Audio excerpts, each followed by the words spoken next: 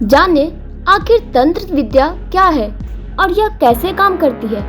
कई लोग तंत्र तांत्रिक जादू टोने का नाम सुनते ही डरने लगते हैं। ऐसा इसलिए भी क्योंकि कुछ स्वार्थी लोगों ने सीधे साधे लोगों को डराने धमकाने के लिए भी तंत्र क्रिया या तांत्रिकों के बारे में गलत प्रचार किया।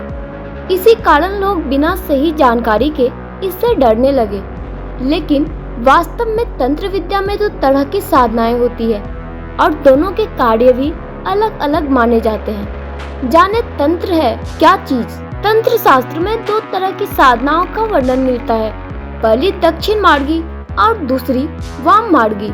तंत्र साधना तंत्र क्रिया को वाम मार्गी साधना कहते हैं, जो असाधारण और भयावह होती है, लेकिन इस तंत्र साधना का परिणाम तुरंत मिलता है।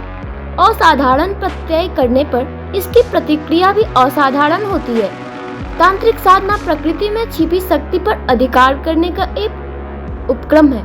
इस दौरान व्यक्ति के साथ जो भी घटित होता है वह अचानक ही होता है, जिसकी वह कल्पना नहीं कर सकता।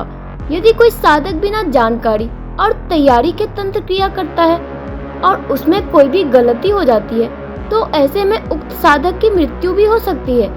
इसलिए तंत्र साधना करने वाला साधक इस साधना को करने से पहले स्वयं को शारीरिक और मानसिक रूप से स्वस्थ और शक्तिशाली बनाता है, क्योंकि तांत्रिक साधना करने वाले को साधना काल में कभी कभी डरावने भूत प्रेत, पिशाच, देव, दानव जैसी आकृतियां भी दिख सकती है।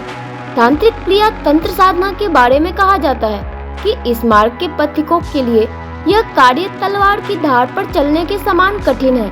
अक्सर याद देखा गया है कि बाजार में मिलने वाले तंत्र ग्रंथों में जो साधना विधियां लिखी गई है वे बहुत अधूरी है।